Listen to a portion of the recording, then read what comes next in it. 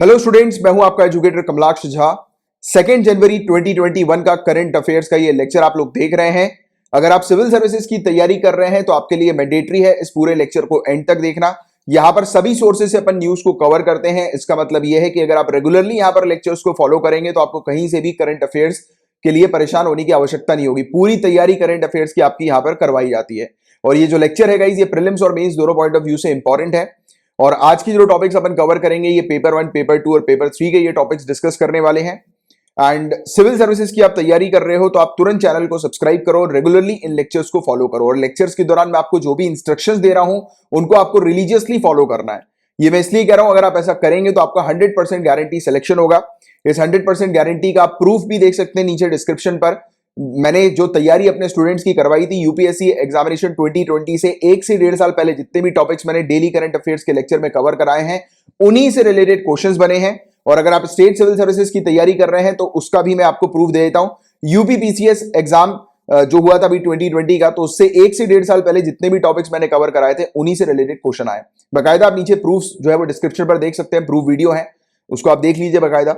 और regularly follow करिए, क्योंकि यहां पर मैं जो टॉपिक्स कवर कराता हूं वो स्पेसिफिकली सिविल सर्विसेज एग्जामिनेशन के लिए टॉपिक होते हैं। और एक बार अगर आप रेगुलरली फॉलो करेंगे तो आपको कहीं से भी करंट अफेयर्स पढ़ने की आवश्यकता नहीं होगी। फुल फ्लेक्स तैयारी मैं यहां पर आपकी करवाता हूं।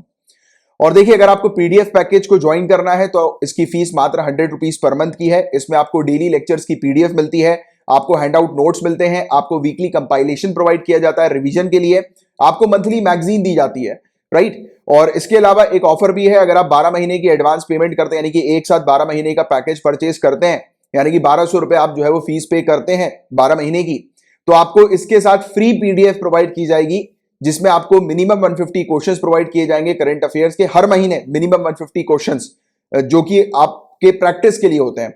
और अगर आपको अलग से लेना है एमसीक्यू की पीडीएफ तो उसकी फीस जो है वो मात्र 50 रुपए पर मंथ की है, राइट। और अगर आप एक साथ लेते हैं तो इसमें आपके 600 रुपीज जो है वो बच जाते हैं। मात्र 1800 रुपए की जगह मात्र 1200 रुपए का पूरा पैकेज आपको मिल जाता है, राइट। 1200 रुपीज में सब कुछ यहां पर आपको प्रोवाइड कर दिया जाता है। और गाइस, लाइव क्विज के बारे में आप लोग को बताना था कि एक इशू चल रहा है, काफी सारे स्टूडेंट्स लाइव क्विज को अटेंड नहीं कर पा रहे हैं, मतलब पेमेंट नहीं हो पा रही है, उनकी दिक्कतें जा रही हैं। वो सब कुछ डिटेल्स वगैरह जो है वो करेक्ट लिख रहे हैं, क्रेडिट कार्ड डेबिट कार्ड की इंफॉर्मेशन करेक्ट लिख रहे हैं, बट फिर भी वो यूट्यूब एक्सेप्ट नहीं कर रहा, पता नहीं क्या दिक्कत है। तो चलो अपन इस पर जो है वो मैं आप लोगों को संडे की रात में 9 बजे, यानी कि अभी ये वीडियो आप देख रहे होगे तो लेट नाइट सैटरडे को शायद देख रहे होगे आप ये वीडियो, क्योंकि जितनी जल्दी रेंडर हो जाएगा वैसे ही मैं अपलोड कर दूंगा इस वीडियो को।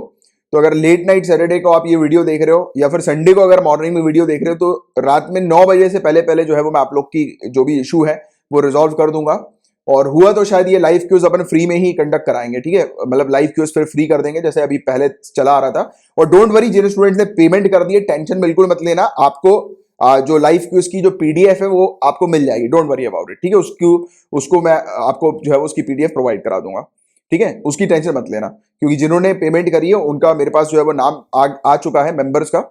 और जो भी आगे पेमेंट करने की सोच रहे हैं, अभी मत करो इस लाइव क्यूज से रिलेटेड अभी पेमेंट, क्योंकि अभी इशू चल रहा है।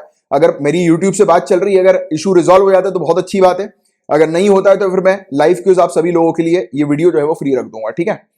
तो ये वाली चीज। और बाकी इस पेड पैकेज को आपको कैसे ज्वाइन करना है, तो ये पूरी चीज यहाँ पर डिटेल्स लिखी हुई है। आपको फीस की पेमेंट करनी है, पेमेंट करने के बाद स्क्रीनशॉट लेना है, रेफरेंस नंबर या फिर यूटीआर नंबर करके होता है, वो आपकी स्क्रीनशॉट पे दिखना चाहिए। आपका फिर नाम, कॉन्टैक्ट नंबर और किस महीने का आपको सब्सक्रिप्शन चाहिए, ये पूरी डिटेल्स आप भेज दीजिएगा kamlakshjha@gmail.com पर, राइट। विद इन 24 आवर्स आपको ऐड कर लिया जाएगा, राइट। और अगर आपको मुझसे कुछ पूछना है करंट अफेयर्स पेड पैकेज से रिलेटेड या फिर इन जनरल करंट अफेयर्स से रिलेटेड, तो आप मुझे फेसबुक पर मैसेज करके पूछ सकते हैं, या फिर ये मेरा नंबर है, मुझे पर्सनल टेलीग्राम पर मैसेज कर दीजिएगा, मेरा रिप्लाई आपके पास विद इन 24 आवर्स आ जाएगा, ठीक है। और अगर आप टेलीग्राम पर हैं तो अपना एक ग्रुप भी है, नीचे डिस्क्रिप्शन पर आपको ग्रुप की लिंक मिल जाएगी और चैनल की भी लिंक मिल जाएगी, उसको भी आप ज्वाइन कर सकते हैं। तो चलो आपका समय ना वेस्ट करते हुए फटाफट लेक्चर को शुरू कर लेते हैं।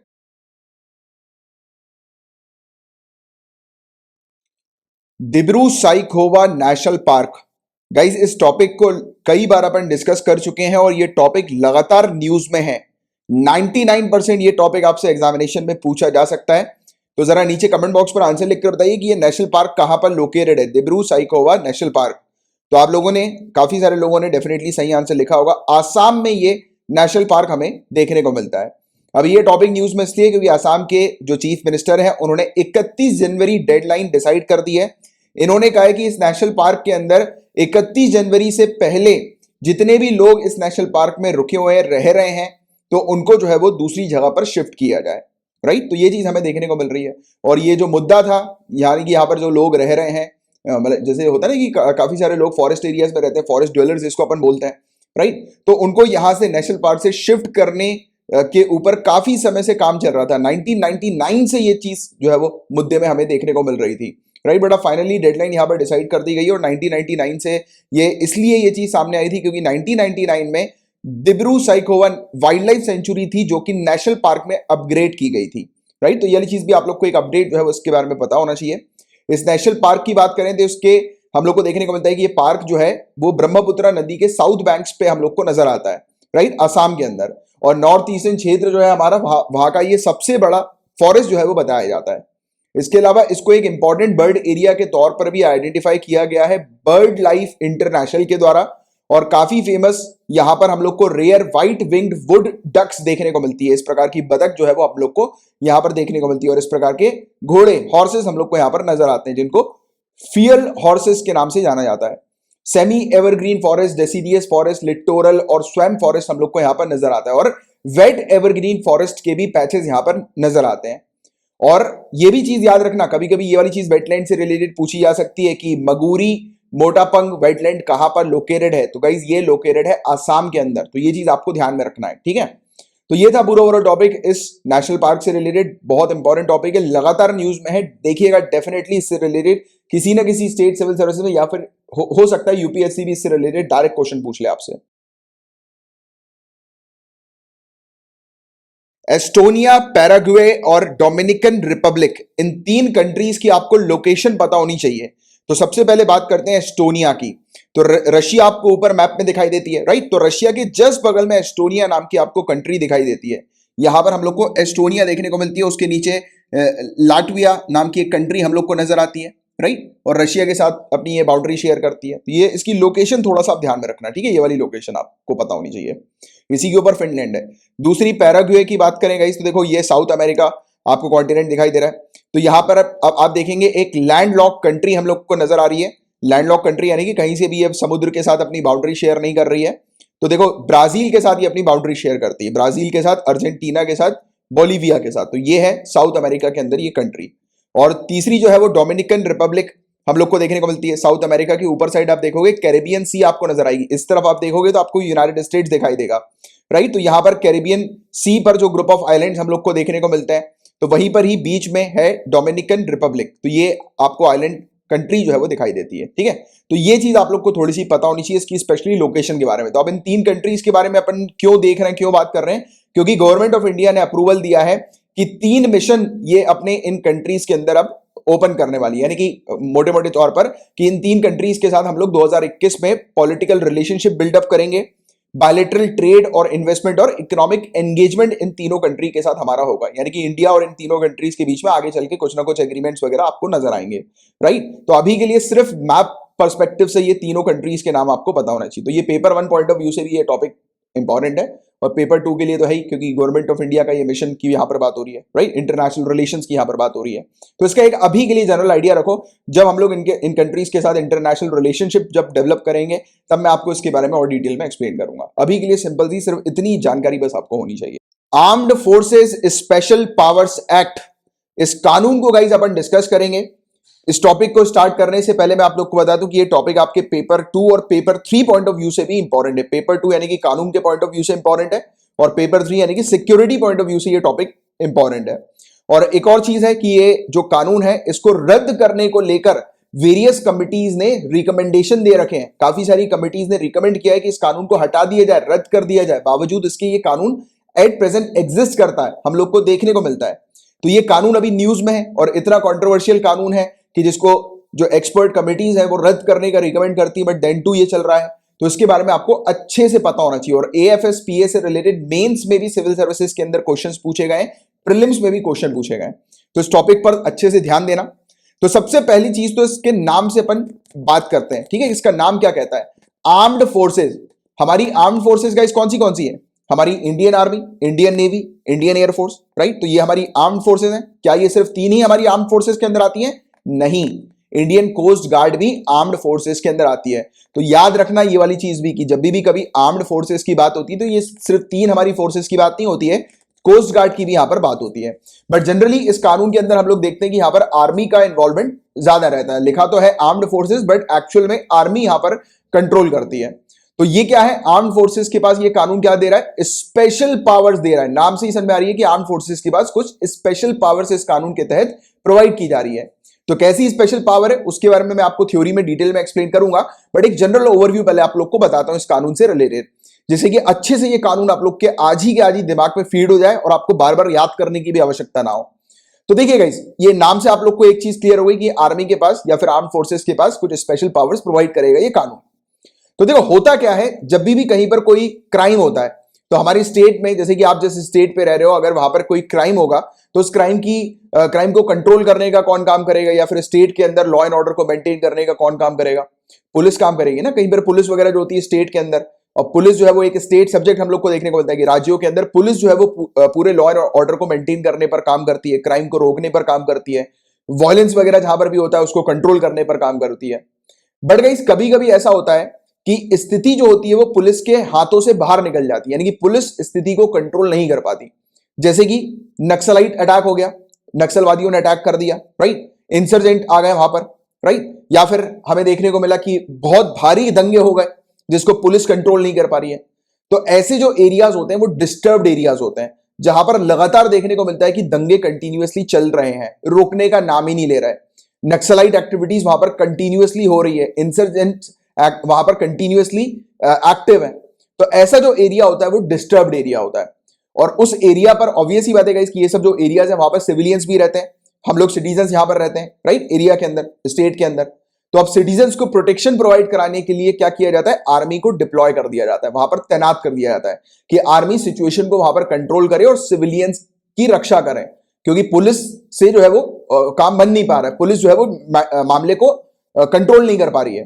तो आर्मी वहां पर डिप्लॉय हो जाती है, और आर्मी के पास पावर होती है कि आर्मी इवन बिना किसी वारंट के सामने वाले व्यक्ति को अरेस्ट कर सकती है।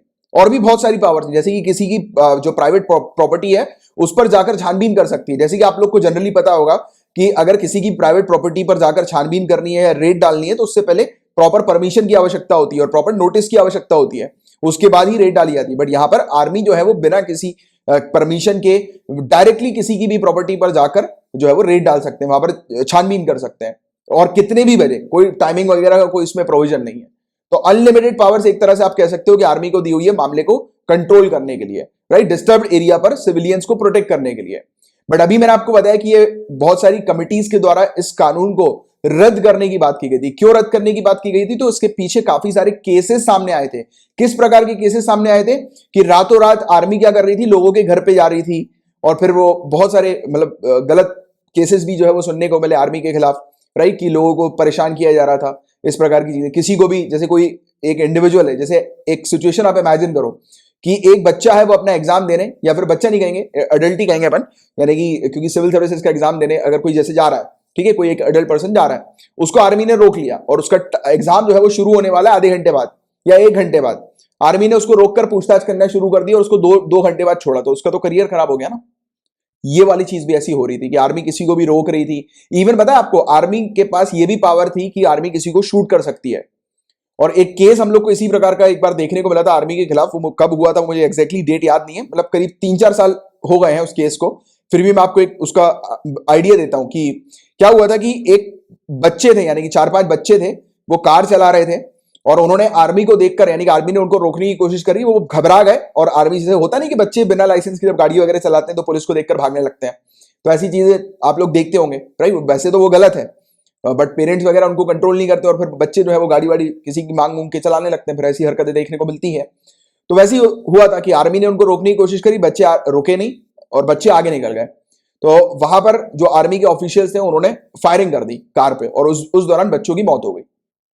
तो ये वाली पावर्स भी है। बट अब देखो, इसमें आर्मी की गलती भी नहीं कही जाएगी, क्योंकि बच्चे जब भागे थे, अब आर्मी को शक हुआ कि कहीं इसके अंदर कोई वो तो नहीं, RDX वगैरह तो नहीं है, राइट। तो वो उस तरीके का शक हो गया आर्मी को, तो आर्मी ने फिर उनको पहले तो चेतावनी दी थी कि रुक जा, रुके नहीं, तो फिर आर्मी क्या करती, तो उन्होंने शूट कर दिया। तो ऐसे ही केसेस यहां पर भी जो डिस्टर्ब एरियाज हैं वहां पर भी रिकॉर्ड किए गए, पता लगाए गए कमिटीज के द्वारा, मतलब ऐसी कंप्लेन सामने आई कि लोगों को जो है वो हरास किया जा रहा है, लोगों को परेशान किया जा रहा है आर्मी के द्वारा। तो ये सब चीजें देखने को मिली थी, तो इसलिए इस कानून को रद्द करने की बात की गई। बट ये कानून इंपॉर्टेंट भी है क्योंकि डिस्टर्ब एरियाज के अंदर जिस जगह पर पुलिस जो है वो कंट्रोल नहीं कर पा रही है, लॉ एंड ऑर्डर को मेंटेन नहीं कर पा रही है, तो ऑब्वियस सी बात है कि हमारी आर्म फोर्सेस जो है वो अपनी स्ट्रेटेजी लगाकर उस एरिया को कंट्रोल करने का काम करती हैं। तो एक्चुअली में ये कानून ठीक है, बट इस कानून के अंदर प्रॉब्लम क्या है कि इस कानून के अंदर लिमिट्स सेट नहीं की गई है, या फिर इस कानून के अंदर प्रॉपरली क्लियरली डिफाइन नहीं है कि आर्मी के पास किस प्रकार की पावर होगी। तो एक प्रकार से इस कानून ने आर्मी को अनलिमिटेड पावर जो है वो दे रखी है कि आर्मी अपने हिसाब से अपने अकॉर्डिंग जो है वो मतलब मामले को सॉल्व करने के लिए, जो सिचुएशन है उसको सॉल्व करने के लिए अपने हिसाब से जो है वो काम कर सकती है। तो उस बीच जो है वो काफी जो है वो गलत चीजें भी सामने आई थी, जैसे मैंने भी आपको एग्जांपल के तौर पर बताया। तो ये था एक जनरल ओवरव्यू कानून से रिलेटेड। होपफुली आपको अच्छे से क्रिस्टल क्लियरिटी होगी कि ये कानून किस तरीके का है, राइट। तो अब अपन इस कानून के बारे में बात करते हैं, फिर मैं आपको बताऊंगा कि ये टॉपिक न्यूज में क्यों आया था। और तो देखिए, ये AFSPA, इसका मतलब क्या होता है कि हमारी जो आर्म्ड फोर्सेज है उनको पावर दी जाती है कि डिस्टर्ब्ड एरिया पर मेंटेन करना है पब्लिक ऑर्डर को, यानी कि लॉ एंड ऑर्डर को मेंटेन करना है डिस्टर्ब्ड एरियाज पर। अब पहले जान लो कि ये डिस्टर्ब्ड एरियाज कौन से होते हैं। तो armed forces special powers act के सेक्शन 3 के तहत ऐसे एरियाज जिसको नोटिफाई किया जाता है डिस्टर्ब एरिया के तौर पर, वो कुछ इस प्रकार के एरिया होते हैं जहां पर लगातार हमें विवाद देखने को मिलते हैं, डिस्प्यूट्स देखने को मिलते हैं, रिलीजियस, रेशियल, लैंग्वेज या रीजनल ग्रुप्स के बीच में, या कास्ट के बीच में, या कम्युनिटीज के बीच में, यानी कि मोटे मोटे तौर पर एक प्रकार से दंगे जिस एरियाज पर होते हैं, ऐसे एरिया जो है वो हम लोग को डिस्टर्ब्ड एरिया के तौर पर देखने को मिलते हैं। अब point to be noted prelims perspective से कि डिस्टर्ब्ड एरिया जो है वो कौन डिक्लेयर करते हैं। तो याद रखिएगा, सेंट्रल गवर्नमेंट डिस्टर्ब्ड एरिया जो है वो डिक्लेयर कर सकती है, किसी भी राज्य के अंदर कोई भी एरिया हो, या फिर इवन पूरे के पूरे राज्य को भी डिस्टर्ब्ड एरिया के तौर पर डिक्लेयर किया जा सकता है सेंट्रल गवर्नमेंट के द्वारा, या फिर उस राज्य के गवर्नर के द्वारा, और अगर यूनियन टेरिटरी है तो एडमिनिस्ट्रेटर के द्वारा। पूरे के पूरे एरिया को स्टेट के डिक्लेयर किया जा सकता है डिस्टर्ब्ड एरिया के तौर पर, पूरी की पूरी स्टेट को डिक्लेयर किया जा सकता है, या फिर स्टेट के कुछ पार्ट्स को डिस्टर्ब्ड एरिया के तौर पर डिक्लेयर किया जा सकता है, राइट। तो ये वाली चीज बस आप लोग को थोड़ी सी पता होनी चाहिए, डिस्टर्ब्ड एरिया क्या होते हैं। और ये इंपॉर्टेंट है प्रीलिम्स पॉइंट ऑफ व्यू से कि सेंट्रल गवर्नमेंट या फिर उस राज्य के या यूनियन टेरिटरी के एडमिनिस्ट्रेटर या फिर राज्य के गवर्नर उस एरिया को, यानी कि जिस भी एरिया के अंदर इस प्रकार के इश्यूज हम लोग को देखने को मिल रहे हैं, दंगे वगैरह देखने को मिल रहे हैं, जिस दंगों को पुलिस कंट्रोल नहीं कर पा रही है, तो ऐसे एरिया को डिस्टर्ब्ड एरिया घोषित किया जाता है। क्लियर है यहां तक बातें? आगे की बात करें, आर्म्ड फोर्सेस के पास किस प्रकार की पावर्स दी जाती है। तो देखो, आर्म्ड फोर्सेस क्या करती है, जैसे आचार संहिता के समय पे हम लोग को क्या देखने को मिलता है कि एक जगह पर ज्यादा लोग जो है वो गैदर नहीं हो सकते। तो यहां पर बताया जाता है कि 5 या 5 से ज्यादा लोग जो है वो गैदर नहीं हो सकते हैं, मतलब जिस भी एरिया पर जो डिस्टर्ब्ड एरिया घोषित कर दिया जाता है। तो आर्मी इस प्रकार के रूल्स जो है वो निकाल सकती है, ला सकती है कि 5 या 5 से ज्यादा लोग वहां पर खड़े नहीं होंगे एक भी जगह पर, और अगर होंगे तो आर्मी फिर उनके खिलाफ कार्रवाई करेगी। आर्मी जो है वो ओपन फायर कर सकती है वार्निंग देने के बाद, जैसे मैंने भी आपको थोड़ी देर पहले वो केस नहीं बताया था कि बच्चों के ऊपर ओपन फायरिंग कर दी गई थी, बच्चे कार से आ रहे थे तो, राइट। इसके अलावा आर्मी किसी भी व्यक्ति को अरेस्ट कर सकती है बिना वारंट के, अगर आर्मी को लगता है कि सामने वाला जो व्यक्ति है वो संदिग्ध है, राइट, यानी कि वो क्राइम कर चुका है या करने की कुछ प्लानिंग कर रहा है। अगर ऐसा कुछ शक होता है आर्मी को किसी व्यक्ति के अगेंस्ट, मतलब इस प्रकार की कार्रवाई आर्मी कर सकती है। इसके अलावा प्रेमाइसेस जो होते हैं बिना किसी वारंट के उसको सर्च कर सकती है, प्रेमाइसेस वगैरह को। इसके अलावा कोई भी व्यक्ति अपने साथ फायर आर्म्स यानी कि वेपन्स वगैरह नहीं रखेंगे तो उस चीज पर बैन लगा सकती है, यानी कि एक इस प्रकार के रूल्स ला सकती है। किसी भी व्यक्ति को जो है वो अरेस्ट किया जा सकता है या फिर कस्टडी में लिया जा सकता है, पूछताछ की जा सकती है उसको, उस व्यक्ति के साथ, यानी कि घंटों तक उसको बिठाया जा सकता है।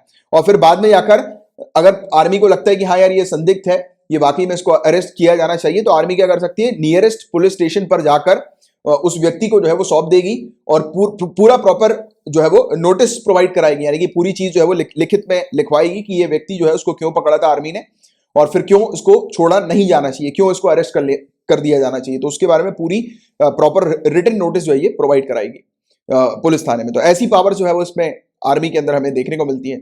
और गाइस, इसके अलावा क्या इस कानून की कभी समीक्षा की गई थी पहले? तो हाँ, की गई थी।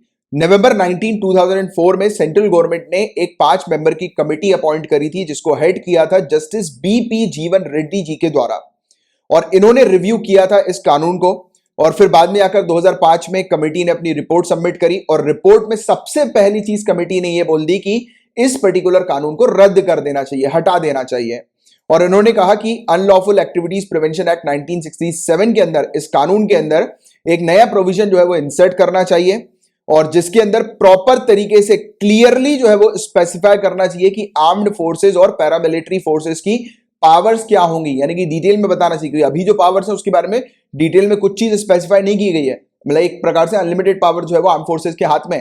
तो ये कहा गया कि पूरी प्रॉपर जो है वो किस प्रकार से उनको ऑपरेशन करना है और किस प्रकार से जो है वो कंडक्ट करेंगे, तो उनका एक प्रॉपर कोड ऑफ कंडक्ट जो है वो होना चाहिए आर्मी का, राइट। तो ये चीज जो है वो इन्होंने अपने रिकमेंडेशन के तौर पर मेंशन करी। इसके अलावा इन्होंने कहा कि जिस भी डिस्ट्रिक्ट के अंदर आर्म्ड फोर्सेस डिप्लॉयड हैं तो वहां पर एक ग्रेवियंस सेल होना चाहिए। ग्रेवियंस सेल यानी कि जहां पर शिकायत कर सकें लोग, राइट। तो ऐसा ग्रेवियंस सेल जो है वो हर एक डिस्ट्रिक्ट में सेटअप होना चाहिए जहां पर आर्म फोर्सेस डिप्लॉय, जैसे कि अगर कोई व्यक्ति आर्मी के खिलाफ कोई शिकायत करते हैं तो उनकी शिकायत जो है वो सुनी जाए और उसको रिजॉल्व किया जाए, राइट। इसके अलावा सेकंड एडमिनिस्ट्रेटिव रिफॉर्म कमीशन की 5वीं रिपोर्ट ने भी यही चीज कही थी कि एएफएसपीए को रद्द कर दिया जाए, हटा दिया जाए, बट बावजूद इसके कि एएफएसपीए आज भी एग्जिस्ट करती है, राइट। तो ये चीज हम लोग को देखने को मिलती है। और अभी ये टॉपिक न्यूज में इसलिए था क्योंकि मिनिस्ट्री ऑफ होम अफेयर्स ने नागालैंड, पूरी की पूरी नागालैंड स्टेट को डिक्लेयर कर दिया है एज अ डिस्टर्ब्ड एरिया के तौर पर 6 और महीनों के लिए, राइट। तो ये चीज हमें देखने को मिल रही है।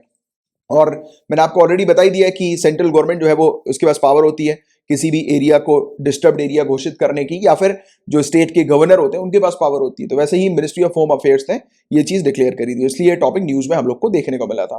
बट आप लोग को एएफएसपीए के बारे में पूरी जानकारी होनी चाहिए और जो चीज मैंने भी आपको पढ़ाई है इससे बाहर का और कुछ नहीं पूछा जाएगा। अच्छा, रही बात उआपा के बारे में, अनलॉफुल एक्टिविटीज प्रिवेंशन एक्ट 1967 के बारे में, तो देखिए इस टॉपिक को मैंने आप लोग को ऑलरेडी कवर कराया हुआ है। ये टॉपिक भी बहुत इंपॉर्टेंट है, लगातार न्यूज में देखने को मिला था, तो ये जरूर आप देख लेना ये वाला टॉपिक, क्योंकि मतलब ये वीडियो जो है 19 सितंबर 2020 का, इसमें डिटेल में पूरी चीज मैंने आप लोग को एक्सप्लेन करी हुई है उआपा से रिलेटेड। तो देखिए आपको सिंपली कुछ नहीं करना है, यूट्यूब के सर्च कॉलम पे आप लिखना 19 सितंबर 2020, उसके आगे मेरा नाम लिख देना कमलाक्ष। जो भी आपकी सर्च लिस्ट में सबसे पहला वीडियो आएगा वो अपना यही वाला वीडियो होगा 19 सितंबर का। इस वीडियो के आप चले जाना 24 मिनट 8 सेकंड पे आपको ये टॉपिक मिल जाएगा। और जिन भी स्टूडेंट्स के पास लेक्चर्स की पीडीएफ आती है तो आपको सिंपली यहां पर क्लिक करना है, आपके सामने वीडियो ओपन हो जाएगा। ये वाला कानून भी जरूर ध्यान से देख लो क्योंकि ये कानून भी बहुत ज्यादा अपने आप में इंपॉर्टेंट है, ठीक है। तो ये था पूरा ओवरऑल टॉपिक गाइस। अब ये वाला जो टॉपिक है ये यूनाइटेड किंगडम की वैक्सीन से रिलेटेड है। यूके के अंदर वैक्सीन जो है वो काफी अच्छा काम कर रही है, तो इसके बारे में अपन बात करेंगे। बट बिफोर दैट थोड़ी सी बात करेंगे अपन वैक्सीन के बारे में भी, बट वैक्सीन के बारे में समझने से पहले हमारा इम्यून सिस्टम कैसे काम करता है उसके बारे में एक जनरल जानकारी लेते हैं। हालांकि मुझे पता है आप सभी लोग जानते हैं इम्यून सिस्टम कैसे काम करता है, राइट। और साथ ही साथ इस टॉपिक को तो अपन न जाने कितनी बार डिस्कस किया हुआ है, तो आपको ऑलरेडी पता ही है कि इम्यून सिस्टम किस प्रकार से ऑपरेट करता है। तो देखो क्या होता है, हमारी बॉडी में जब भी कोई भी जर्म, कोई भी बैक्टीरिया वगैरह जब एंटर करता है तब हमारी बॉडी के अंदर क्या होता है, हमारी बॉडी उस जर्म को, उस बैक्टीरिया को पहले तो पकड़ लेती है। हमारी बॉडी के अंदर एक मैक्रोफेज हम लोग को देखने को मिलता है जो उस जर्म को पकड़ लेता है, ग्रैब कर लेता है, राइट। इसके बाद ये माइक्रोफेज क्या करता है, ये टी सेल को और बी हेल्पर टी सेल को ये जो है वो मैसेज भेजता है, राइट, कि एक जर्म को इसने पकड़ लिया, यानी कि एक कोई फॉरेन ऑब्जेक्ट जो है जो बॉडी के अंदर एंटर किया है उसको इसने पकड़ लिया है, ग्रैब कर लिया है। और उसके बाद इन दोनों का काम क्या होता है, देखो टी सेल का तो काम होता है कि उस बैक्टीरिया को मारना, निपटाना। तो टी सेल जो होता है वो अटैक करने के लिए होता है, बट हेल्पर टी सेल जो है वो किस पर्पस के लिए होता है, बी सेल को बताने के लिए कि कितनी कॉपीज इसको बनानी है, बी सेल को।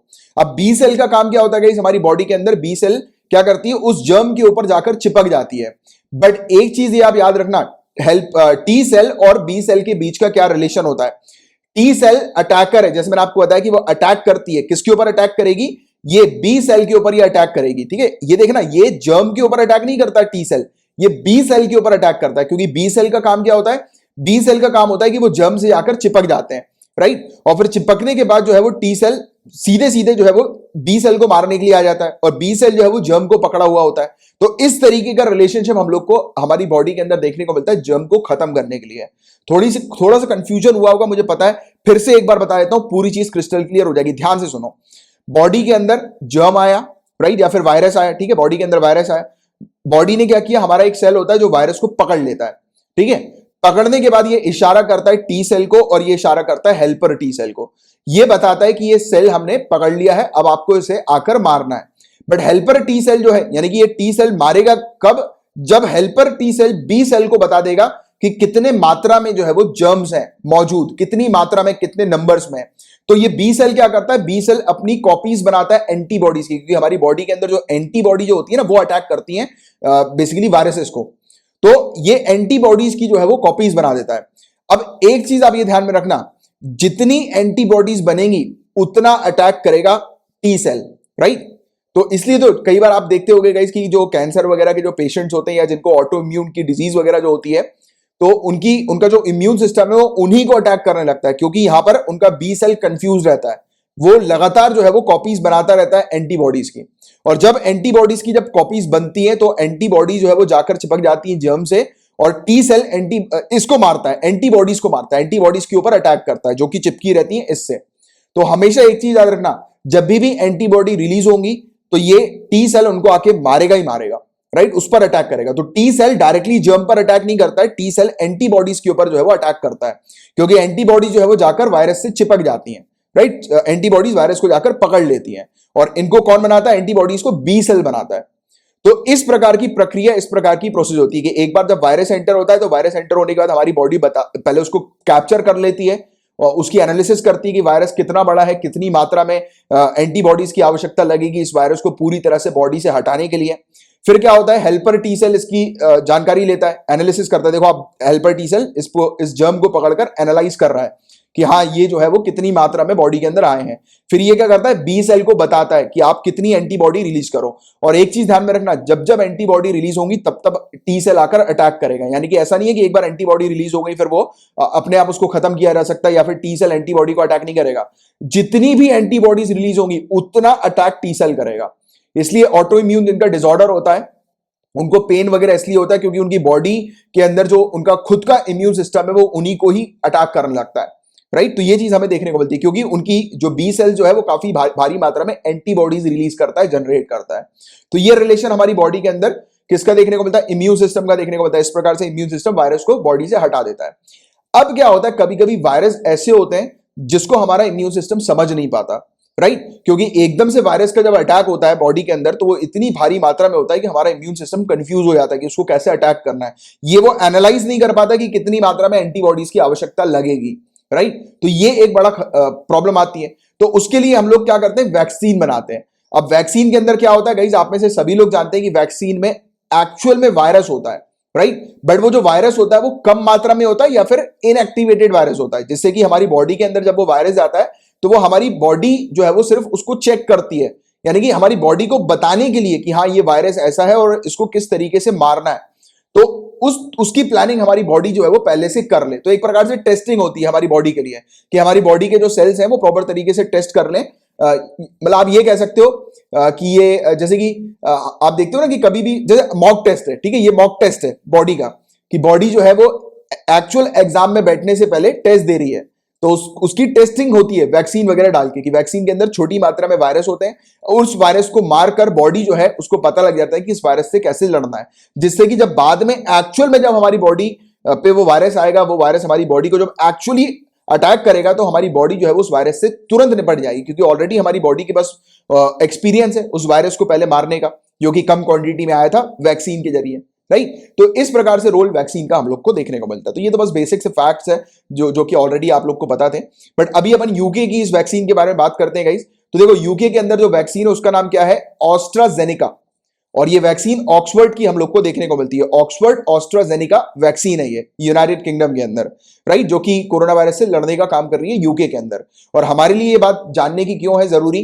क्योंकि इंडिया ने टाई अप कर लिया है, और फिर आप कह सकते हो कि पुणे की सीरम इंस्टीट्यूट ऑफ इंडिया ने टाई अप किया है ऑस्ट्राजेनेका के साथ। अब ऑस्ट्राजेनेका वैक्सीन इंडिया में भी हम लोग को देखने को मिलेंगी, लोगों को लगाई जाएंगी। ये वैक्सीन किस प्रकार से काम करती है? तो ये एक वायरल वेक्टर वैक्सीन है। ये एक नई वैक्सीन है, वायरल वेक्टर वैक्सीन, जो कि mRNA वैक्सीन से काफी अलग है, काफी डिफरेंट है। वायरल वेक्टर वैक्सीन किस प्रकार से काम करती है? तो देखो, कोरोना वायरस की सबसे गंदी हरकत क्या है? ये बॉडी के अंदर जाकर इतनी भारी मात्रा में बॉडी के अंदर मतलब रेप्लिकेट हो जाती है, इसके नंबर जो है वो इतनी भारी मात्रा में बढ़ जाते हैं कि हमारा इम्यून सिस्टम रिस्पॉन्ड नहीं कर पाता और हमारे इम्यून सिस्टम के रिस्पॉन्ड करने से पहले ही वो हमारे इम्यून सिस्टम को फेल कर देती है, राइट। ये वाला वायरस जो हमारी बॉडी में एंटर होता है, राइट, कोरोना वायरस। तो यहां पर क्या किया जाता है, वायरल वेक्टर वैक्सीन जो है वो डाली गई। तो ये वायरल वेक्टर वैक्सीन है। इस वायरल वेक्टर वैक्सीन का काम क्या है, ये रेप्लिकेटिंग वायरस नहीं है, मतलब वो फैलेगा नहीं बॉडी के अंदर, इसके नंबर्स बढ़ेंगे नहीं, बट हमारी बॉडी जो है वो पहचान जाएगी कि कैसे इसको मारना है। तो ये वैक्सीन जो है वो हमारी बॉडी को ट्रेन करती है कि कोरोना वायरस से कैसे लड़ना है। बट ये एक प्रकार का ऐसा कोरोना वायरस है, ये डीएनए का फॉर्म है, यानी कि एक प्रकार से इसके मतलब डीएनए के अंदर चेंजेस किए गए हैं और इसको ऐसा बनाया गया है कि ये रेप्लिकेट ना करे, यानी कि बढ़े नहीं, राइट, बॉडी के अंदर स्प्रेड ना हो। तो ऐसा इसको बनाया गई, वो इसलिए क्योंकि एक कंट्रोल्ड एनवायरनमेंट में हमारी बॉडी उसको निपटा सके, राइट, हमारा इम्यून सिस्टम उसको खत्म कर सके। और एक बार हमारा इम्यून सिस्टम जब उस वायरस को खत्म कर लेगा तो नेक्स्ट टाइम जब एक्चुअल उस वायरस की वेव बॉडी के अंदर एंटर करेगी तब हमारी बॉडी को पता रहेगा कि इस वायरस को कैसे मारना है। तो जैसे ही वो एंटर होगा, हमारी बॉडी ऑलरेडी एक्टिवेटेड है, तो वो बॉडी जो है वो निपटा देगी वायरस को, राइट। तो ये चीज हम लोग को देखने को मिलती है, राइट। तो इसलिए तो ये वैक्सीन लगाई जाती है जिससे कि बॉडी हमारी ट्रेन हो सके कि एक्चुअल जब वायरस आए तो उसको वो खत्म कर सके। तो ये चीज हम लोग को देखने को मिलती है वैक्सीन के कुछ फंडामेंटल्स। और कितनी प्रकार की वैक्सीन होती है, एक इनएक्टिवेटेड वैक्सीन हम लोग को देखने को मिलती है जिसमें मतलब ऐसे वायरस को या ऐसे जर्म्स वगैरह को इंसर्ट किया जाता है बॉडी के अंदर जो कि बॉडी को खराब बिल्कुल नहीं करेंगे, वो तो एक एलियन ऑब्जेक्ट। और आप एक चीज ध्यान में रखना गाइस, हमारी बॉडी के अंदर जो भी एलियन चीज आती है, यानी कि फॉरेन चीज या एलियन चीज आप कह सकते हो कि जो बाहरी चीज बॉडी के अंदर एंटर होती है तो हमारी बॉडी के जो सेल्स हैं या इम्यून सिस्टम है वो उसको अटैक करने लगता है, राइट। जैसे कि फॉर एग्जांपल जिन लोगों की बॉडी के अंदर, जैसे कि कई बार आप देखते होंगे कि कुछ लोगों की बॉडी के अंदर कुछ वो नहीं लगा दिए जाते, रॉड लग गई किसी की बॉडी के अंदर ऐसा बोलते हैं, या फिर स्क्रू वगैरह लग जाते हैं, तो आप देखिएगा उनकी बॉडी के अंदर इन्फेक्शन भी होने लगता है। उससे उस इन्फेक्शन को रोकने के लिए लोग बाग एक्सटर्नल कुछ दवाइयां खाते हैं, राइट, क्योंकि इम्यून सिस्टम कोई भी चीज हो बॉडी के अंदर वो उसको अटैक करेगा ही करेगा, कोई भी चीज कुछ भी हो, राइट, बॉडी के अंदर बाहरी, तो बाहरी ऑब्जेक्ट को अटैक करने की टेंडेंसी हमारी बॉडी की है, राइट। वो इस प्रकार से बनी हुई है कि कोई भी फॉरेन ऑब्जेक्ट आएगा बॉडी के अंदर तो उसको अटैक करेगी ही करेगी, राइट। तो ये चीज हमें देखने को मिलती है। तो ये इनएक्टिवेटेड वायरस इनएक्टिवेटेड वैक्सीन किस प्रकार की होती है, जिसमें जो वायरस जो होते हैं वो इनएक्टिवेटेड होते हैं या तो फिर मरे हुए होते हैं वायरस, सिर्फ बॉडी को ये बताने के लिए कि कैसे बॉडी जो है वो इन वायरस को अटैक करे, डील करे इन वायरस के साथ और उस वायरस के नेचर को समझ जाए बॉडी। इसके अलावा नॉन रेप्लिकेटिंग वायरल वेक्टर जो यूके की वैक्सीन हमें देखने को मिली, वो मैंने आपको बता ही दिया कि ये रेप्लिकेट नहीं करती, इसकी कॉपीज जो है वो बनाती नहीं है, राइट, बढ़ती नहीं है ये ज्यादा। फिर प्रोटीन सब यूनिट वैक्सीन हमें देखने को मिलती है। ये क्या होती है गाइस, ये एक प्रकार का स्पाइक प्रोटीन जो है वो तैयार करती है। अब जैसे कि मैंने आपको इस फिगर पे लेकर जाता हूं, ये फिगर मैंने आपको इसलिए बताया है ये चीज दिखाने के लिए कि ये किस प्रकार की स्पाइक प्रोटीन जो है वो कहलाई जाती है। देखो वायरस के ऊपर जाकर ये वाली जो एंटीबॉडी जो लगती है ना, उसको स्पाइक प्रोटीन बोलते हैं। तो ये ऐसा वायरस जो है वो भेज दिया जाता है कि हमारी बॉडी की जो एंटीबॉडी जो तैयार हो रही है वो इस प्रकार से तैयार हो जाए कि हमारी बॉडी जो है वो ऐसी, यानी कि इस शेप की एंटीबॉडी जो है वो उस वायरस पे जाकर जो है वो फेंक दे और वो वायरस के ऊपर लग जाए एंटीबॉडी, जिससे कि टी सेल आकर उसको मार दे। क्योंकि कोरोना वायरस के साथ प्रॉब्लम यही था कि ये जो स्पाइक्स जो उसकी थी ना, उसको भी हमारी बॉडी आइडेंटिफाई नहीं कर पा रही थी। तो हम ये जो वाली जो वैक्सीन होती है ना इस प्रकार की, जो प्रोटीन सब यूनिट वाली वैक्सीन, तो वो क्या करती है, उसका जो स्पाइक होता है, प्रोटीन स्पाइक जो होता है, वो इस प्रकार से तैयार करवाती है कि वायरस के ऊपर जाकर ये फिक्स हो जाए, जैसे कि टी सेल आकर उस पर अटैक कर दे। तो इसलिए मैंने आपको ये टॉपिक ध्यान से पूरी चीज इसके टाइप्स वगैरह समझाने थे, तो इसलिए ये वाला डायग्राम मैंने आपके सामने रखा, क्योंकि काफी सिंपल सॉर्टेड ये डायग्राम है जिसके थ्रू हर एक चीज जो है वो क्रिस्टल क्लियर हो जाती है कि कैसे हमारा इम्यून सिस्टम वायरस के अगेंस्ट काम करता है। तो ये प्रोटीन सब यूनिट हम लोग को एक प्रकार की वैक्सीन देखने को मिलती है। और mRNA या फिर आरएनए वैक्सीन जो होती है, जिसको मैसेंजर आरएनए कहा जाता है, राइट। तो ये जो वैक्सीन है इसका काम क्या होता है, ये स्पाइक प्रोटीन्स की कॉपीज जो है वो क्रिएट करने का काम करती है, यानी कि ये वाली जो वैक्सीन अंदर जाकर सीधे सीधे ये वाली एंटीबॉडी जो है वो तैयार करने का काम करती है, राइट। तो ये उसी की तरह ही है, यानी कि जो अभी अपन ने बात करी प्रोटीन सब यूनिट की। बट प्रोटीन सब यूनिट और आरएनए के अंदर डिफरेंस जो है वो ये है कि ये आरएनए के इंस्ट्रक्शन को फॉलो करते हुए कॉपीज जो है वो क्रिएट करती है, राइट। और ये वाली जो है ये वायरस के अकॉर्डिंग जो है वो कॉपीज क्रिएट करती है, ये वायरस को टारगेट करते हुए कॉपी क्रिएट करती है, बट ये आरएनए के इंस्ट्रक्शन को फॉलो करते हुए कॉपीज जो है वो क्रिएट करती है स्पाइक प्रोटीन्स के, राइट। जैसे कि हमारी एंटीबॉडी जो है वो स्पाइक प्रोटीन जब बन जाएंगी तो ऑब्वियस ही बात है कि वो वायरस से लड़ सकेंगी।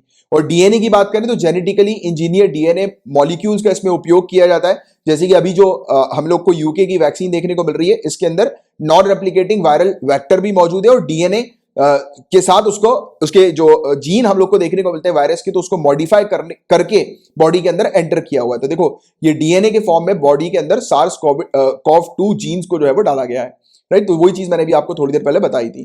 तो ये चीज हम लोग को देखने को मिलती है इसकी, राइट। और इसमें डीएनए वाली जो वैक्सीन होती है उसमें वायरस के डीएनए को चेंज कर दिया जाता है और बॉडी के अंदर डाला जाता है, जिससे कि बॉडी के अंदर वो वायरस नुकसान ना पहुंचे और हमारी बॉडी की जो इम्यून सिस्टम है, एंटीबॉडीज है, वो यूज टू हो जाए उस वायरस को मारने के लिए, राइट।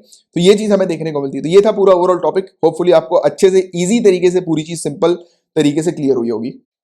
गाइस रिक्यूजल का टॉपिक लगातार पिछले 2 से 2.5 महीने में 3-4 बार जो है वो देखने को मिल चुका है।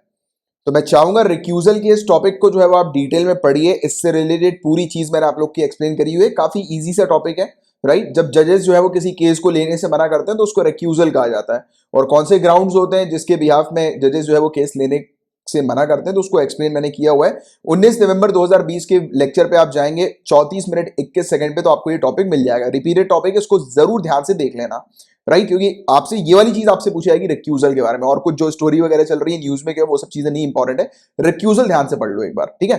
तो ये पढ़ाया हुआ एक्सप्लेन किया हुआ, इसको जरूर जाकर देख लीजिएगा। अब इस न्यूज की बात करेंगे इस, तो देखिए 7 शेड्यूल की यहां पर बात हो रही है।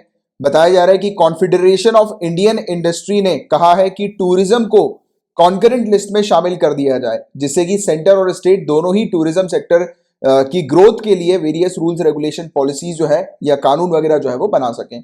तो ये चीज हम लोग को देखने को मिल रही है। अच्छा, बाय द वे मेरा आपसे एक क्वेश्चन है, नीचे कमेंट बॉक्स पर आंसर लिखकर बताइए कि टूरिज्म एट प्रेजेंट किस पर्टिकुलर लिस्ट में है 7 शेड्यूल की, स्टेट लिस्ट, यूनियन लिस्ट या कॉन्करेंट लिस्ट। तो जल्दी से बताइए अभी नीचे कमेंट बॉक्स पर इसका आंसर।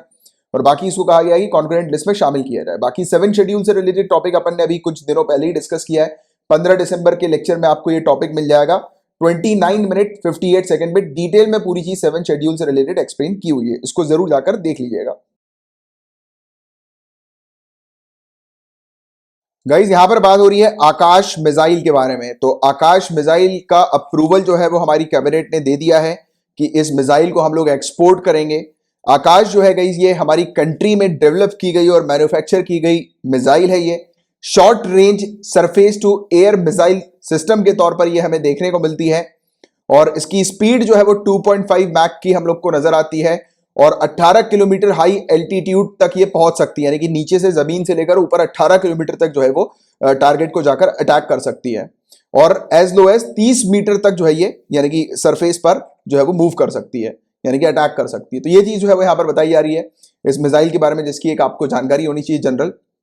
अब बात करेंगे इथेनॉल की या फिर इथेनॉल प्रोडक्शन की। तो देखिए इथेनॉल प्रोडक्शन को बढ़ाने के लिए राइट सरकार ने एक स्कीम को मॉडिफाई किया, एक स्कीम के मॉडिफिकेशन का अप्रूवल दिया है, और ये इंटरेस्ट सबवेंशन स्कीम हमें देखने को मिल रही है, यानी कि इथेनॉल प्रोडक्शन के लिए इंटरेस्ट सबवेंशन स्कीम। और इंटरेस्ट सबवेंशन स्कीम कौन सी होती है, तो इसके बारे में कई बार मैं आपको बता चुका हूं। यही क्या होता है कि सरकार लोन्स ऑफर करती है, राइट। और लोन्स पे सरकार नहीं है, नहीं कि जो भी लोग जो है वो इथेनॉल प्रोडक्शन के लिए अगर लोन ले रहे हैं तो सरकार क्या करेगी, उनके लोन पर सब्सिडी जो है वो दे देगी।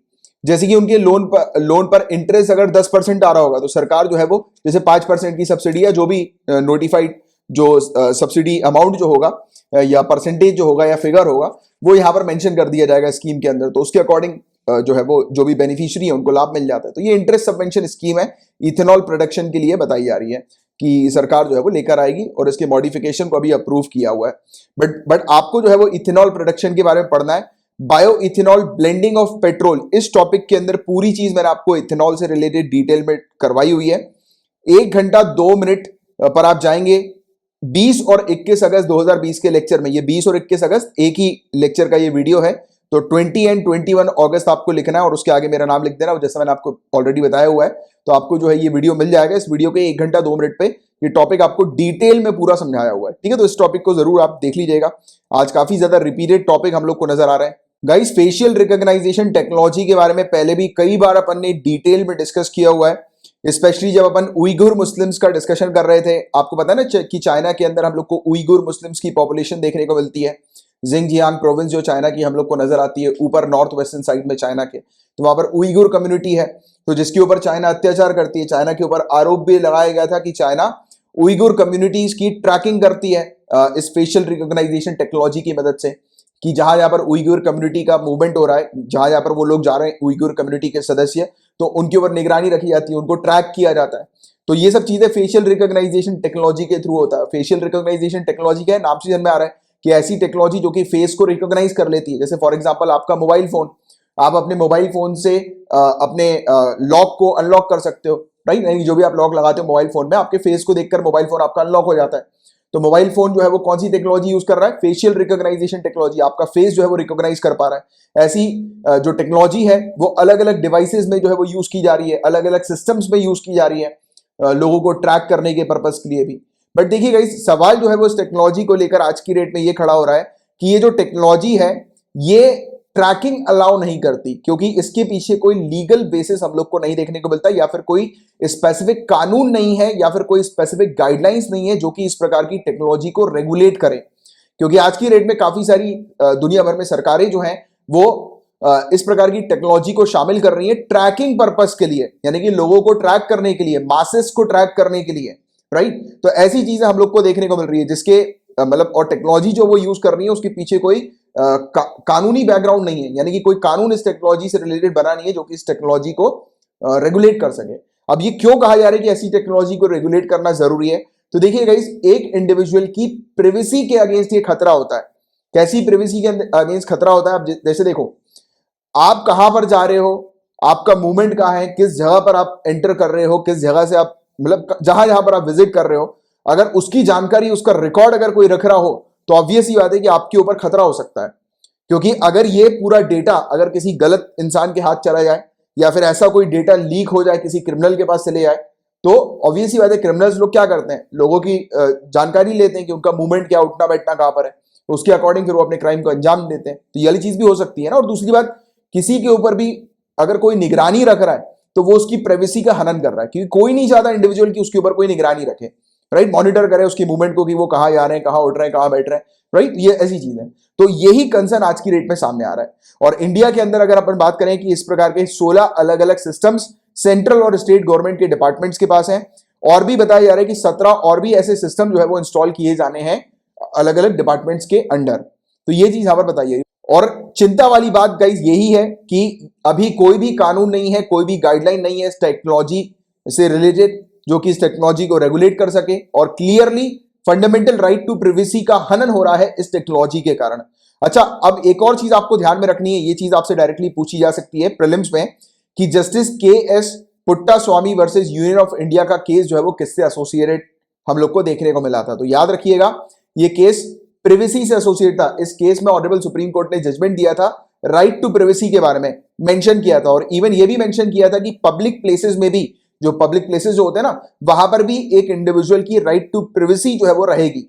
यानी कि अगर कोई इंडिविजुअल के ऊपर, अगर पब्लिक प्लेसेस के ऊपर अगर कोई निगरानी रख रहा है तो भी वो मैटर नहीं होगा कि वो पब्लिक प्लेस है या प्राइवेट प्लेस है, प्रिवेसी मतलब प्रिवेसी होता है। तो ये चीज जो है वो मेंशन करी थी इस केस के दौरान। हालांकि मैं आप लोग से कभी नहीं बोलता हूं कि केसेस वगैरह आप लोग को याद रखने चाहिए, बट कुछ कुछ ऐसे लैंडमार्क केसेस होते हैं, लैंडमार्क जजमेंट होते हैं जिसको आप लोग को ध्यान में रखना जरूरी होता है। तो उनमें से एक ये लैंडमार्क जजमेंट हमें देखने को मिला था, राइट। इवन ये भी कहा गया है कि काफी सारे ऐसे इंस्टीट्यूशन है जहां या फिर डिपार्टमेंट्स है जहां पर ये टेक्नोलॉजी को डिप्लॉय किया गया है, वहां पर प्रिवेसी इंपैक्ट असेसमेंट भी कंडक्ट नहीं हुआ है। प्रिवेसी इंपैक्ट असेसमेंट का मतलब क्या होता है, एक प्रॉपर तरीके से एनालाइज किया जाता है कि जिस प्रकार की भी, यानी कि इस टेक्नोलॉजी का, फेशियल रिकॉग्नाइजेशन टेक्नोलॉजी का जहां पर भी जिस पर्पस के लिए भी उपयोग हो रहा है, क्या उस उपयोग में किसी इंडिविजुअल की जो प्रिवेसी है वो उसका कहीं उल्लंघन तो नहीं हो रहा, हनन तो नहीं हो रहा। तो इस चीज की जांच होती है। तो काफी सारे ऐसे डिपार्टमेंट्स में ये टेक्नोलॉजी है जहां पर ऐसा असेसमेंट, ऐसी जांच जो है वो नहीं हुई है। तो ये वाली चीज भी जो है वो यहां पर चिंता वाली बात हम लोग को देखने को मिल रही है।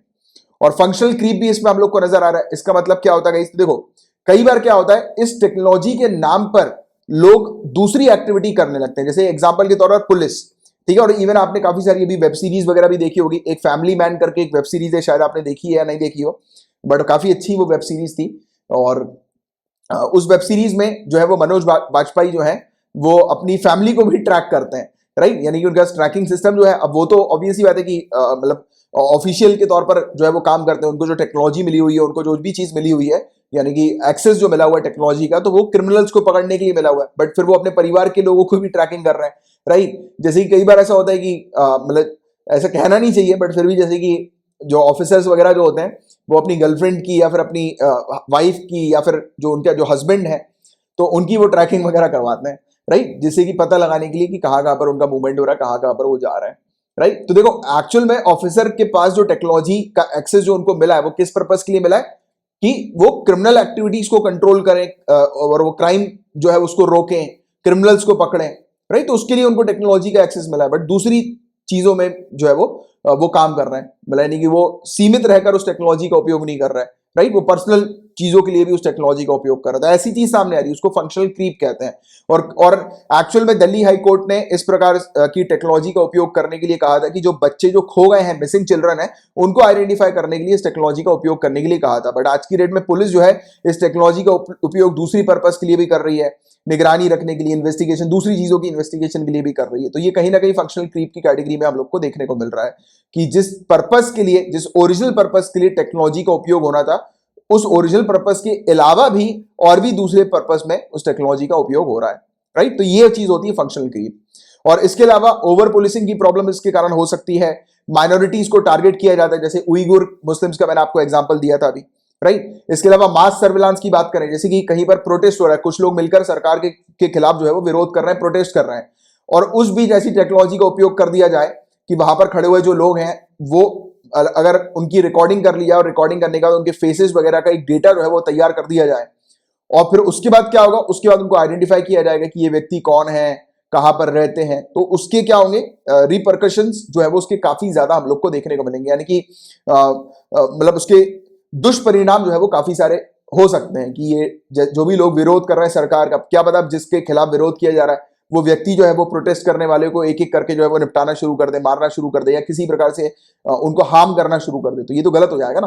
तो यही सब चीजें जो है वो इस आर्टिकल के अंदर मेंशन किया गया है फेशियल रिकॉग्नाइजेशन टेक्नोलॉजी के बारे में, कि अभी तक कोई स्पेसिफिक कानून नहीं है, बावजूद उसके ये टेक्नोलॉजी आज की डेट में हम लोग को अंडर ऑपरेशन देखने को मिल रही है, राइट। हालांकि कैबिनेट ने इसके बारे में 2009 में एक नोट जो है वो दिया था, बट कैबिनेट का जो नोट होता है वो लीगल सब्सटेंस नहीं होता है, वो तो एक प्रोसीजरल नोट के तौर पर हमें देखने को मिलता है। तो इसके लिए हम लोग जो है वो कैबिनेट के नोट को जो है वो मान्य करार नहीं करेंगे। अगर इस टेक्नोलॉजी का उपयोग करना है तो इसके लिए कोई प्रॉपर स्पेसिफिक कानून लाने की आवश्यकता है। तो ये वाली चीज भी आप लोग को मेंस पर्सपेक्टिव से पता होनी चाहिए। और फेशियल रिकॉग्नाइजेशन टेक्नोलॉजी क्या है तो उसके बारे में मैंने आपको ऑलरेडी बता ही दिया है। एक और चीज याद रखना, न्यूरल नेटवर्क्स। ये न्यूरल नेटवर्क क्या होता है गाइस, तो इसमें क्या किया जाता है, जैसे कि एक सिस्टम के अंदर, कंप्यूटर के अंदर पूरी फोटोज वगैरह डाल दी लोगों के फेसेस की, राइट। फिर कहीं पर भी एक वीडियो रिकॉर्डिंग चल रही है तो ये सिस्टम क्या करेगा, ये देखेगा कि कहां पर कोई व्यक्ति है और वो उसके डेटाबेस से उस फोटो को आइडेंटिफाई करके उस व्यक्ति को वो टारगेट कर देगा। जैसे कि ये माउस का कर्सर है, ये एक व्यक्ति मान के चलो, ये व्यक्ति मूव कर रहा है, राइट, और यहां पर बहुत सारे व्यक्ति हैं, तो क्या होगा कि ये कंप्यूटर जो है वो अपने सिस्टम, अपने डेटाबेस में से उस व्यक्ति के ऊपर टारगेट सेट कर देगा कि ये व्यक्ति है, और उसकी पूरी डिटेल साइड में जो है वो बता देगा कि हाँ ये व्यक्ति, इसका नाम ये है, और उसके ऊपर ये कर्सर पॉइंट जो है वो रखा रहेगा और उसके मूवमेंट को ट्रैक करता रहेगा। तो ऐसी जो टेक्नोलॉजी जो होती है जिसमें पैटर्न फाइंडिंग और मैचिंग का उपयोग किया जाता है आर्टिफिशियल इंटेलिजेंस टेक्नोलॉजी की मदद से, तो वो न्यूरल नेटवर्क्स कहलाता है, राइट। तो ये चीज आपको पता होनी चाहिए इसके बारे में। फेशियल रिकॉग्नाइजेशन के ऑलरेडी वैसे तो काफी सारे बेनिफिट्स भी हैं, तो इसके एडवांटेजेस हैं, तो इसके डिसएडवांटेजेस भी अपन ने देखे, स्पेशली वो प्रिवेसी वाला डिसएडवांटेज, राइट, जिसके बारे में अपन ने बात करी थी। पुट्टा स्वामी जजमेंट आप थोड़ा सा ध्यान में रखना, ये इंपॉर्टेंट है। प्रिवेसी फंडामेंटल राइट जो है वो एक प्रिवेसी है, इस चीज को मेंशन किया था ऑनरेबल सुप्रीम कोर्ट ने, राइट, कि privacy is also a fundamental right. और इसके बेनिफिट आप जानते ही हैं कि क्रिमिनल आइडेंटिफिकेशन और वेरिफिकेशन पर्पस के लिए इसका बेनिफिट हम लोग को काफी ज्यादा देखने को मिलता है। क्राउड में से एक टारगेट को आइडेंटिफाई करने में काफी आसानी हो जाती है इस टेक्नोलॉजी की मदद से, कि बहुत सारे लोग हैं और एक व्यक्ति को अगर पकड़ना है क्राउड में से तो इस टेक्नोलॉजी की मदद से पकड़ लिया जा सकता है। सिविलियन वेरिफिकेशन में ये मदद करती है।